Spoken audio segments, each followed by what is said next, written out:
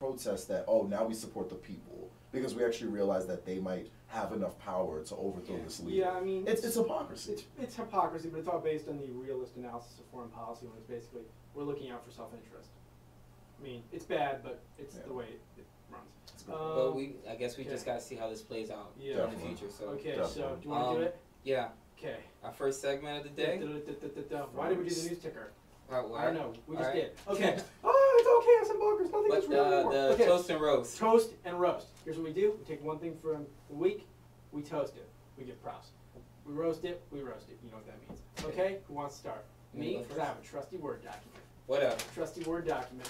Show that to the camera, baby. That's how it all works. Draw thoughts on the paper. Okay. Here we go. The toast. Pretty easy one. I'm from Connecticut. I'm sure, being from Miami, you know exactly what I'm talking about because you deal with it all the time.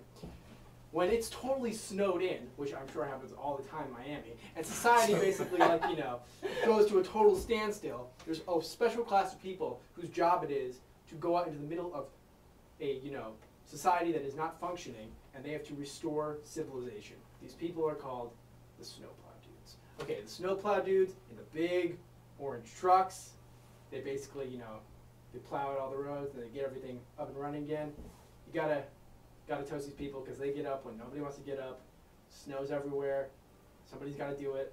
By the way, in terms of state subsidized work, that's the type of state subsidized work you need because it's fantastic. So yeah, I'm giving my toast this week to snowplow dudes, and here's my roast. And oh, this is. You see, for me, I don't know. Maybe it's because I'm a bitter, vindictive man. But it's really easy for me to come up with a roast. Very hard for me to come up with a toast. What does that say about me in terms of psychoanalysis? I don't know. But we'll just continue. Okay, my roast. I usually do not care about celebrity news, but when it involves the first woman you ever had a crush on who made you realize that you don't like Cartoon Network and sugar cereal anymore, and now you like the female sex, well then you kind of pay attention. I got to roast Halle Berry's exes. Why? Because they are Halle Berry's exes. Think about this. If you're going home to Halle Berry every night, you put a ring on it. You don't let it leave. How can you mess up something that good? It's like going into the best. It's like getting the best room at the Marriott.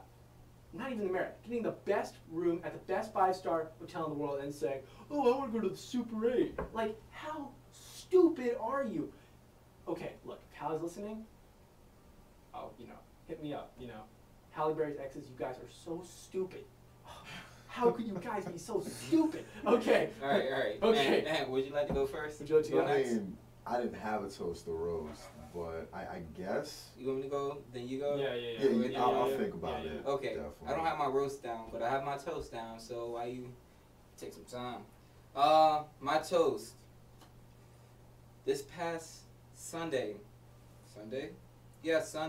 was the Super Bowl. My toast goes all out to Aaron Rodgers. This guy was on the sideline for how long? I believe almost 10 years. Almost 10 years? I don't even know. I mean, he was Brett Favre's backup. Yeah, he was the backup that no one knew about. Yeah. That no one gave him a shot.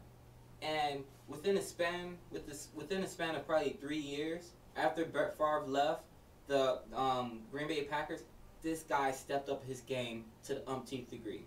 A lot of people didn't think that he was going to make it, that he was washed up, but this goes to show you how someone who works so hard could achieve so much. And the past two teams, I believe that been the underdogs, and throughout every Super Bowl, throughout the whole playoff series, the Saints and now the Packers, they're making history. It's about underdogs coming out. It's a big deal. My roast, unlike Davison, it's hard for me to come up with a roast. This is something very interesting about you. There's a lot of. You're practically a cherubic, a little cherub. I don't know what that means. Continue. Sorry. Wow. Yeah, but recently, I have my roast. My roast is to those people who are in college and who are so condescending.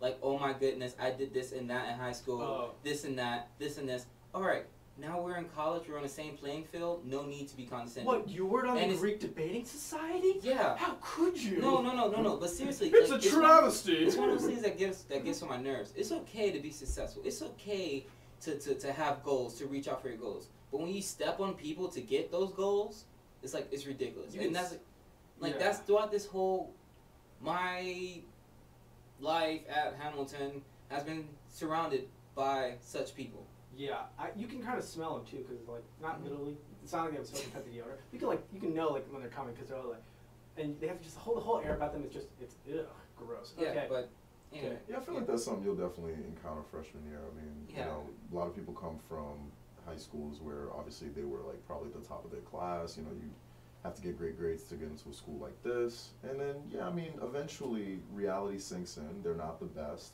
They didn't get into the best frat sorority. No one really likes them. They can't get what they want at the diner, and they're bitter. And then eventually reality sinks in, and they're just like, well, I'm not at the top of everything. Exactly. But then there are some people who do remain at the top, and they definitely rub it in your face. That doesn't go away. But hopefully you don't have to encounter those people that much by the time you become juniors and seniors. Okay, so. Well, I mean, I guess if I had to toast and roast anybody, I'd have to give a toast to Doritos for having the best Super Bowl commercials. By far, like hands down, they shut it down. They had like 4 commercials. All of them were hilarious. I'd have to roast everybody else that even tried to make a commercial. Even Budweiser. Even Bud Light. Honestly, there were a lot of raunchy, inappropriate commercials that I just didn't feel were appropriate for the Super Bowl audience. I mean, no, because my thing is, if you got 110,000 people watching, I mean, 110,000 million people watching, this was the highest rated show in history. You're going to have a lot of little kids watching, and I don't think they need to hear things like, well, I'm going to send out a little love note to the girl of my dreams, and what am I going to say to her? Your rack is amazing. That's not appropriate for... You didn't see the commercial about, it was like they're in a recording studio, and I think it was like Faith Hill or like some country singer. She like has this new line of like flowers that you can send over the internet, and you can send like a little message with it. And then he was like, oh, I need your advice on what should I say to this girl. And she's like, oh, just tell her what's on your mind. Like, say it from the heart. And he's like, dear Kate, your rack is amazing. And it's like, that might be funny, but that's funny for like post 11 o'clock viewers. Yeah, like, exactly. I don't want my 5-year-old like asking daddy what's a rack. It's like, well, it's a country. It's like, it's like honestly, it just wasn't appropriate. Like I just didn't agree with it. And there were a lot of other inappropriate commercials as well. So yeah, I agree. But M&M's commercials apparently were really good. It was. Oh, okay. And I guess that is it for Toast and Roast. Let us play the third song. Third song is from Aerosmith.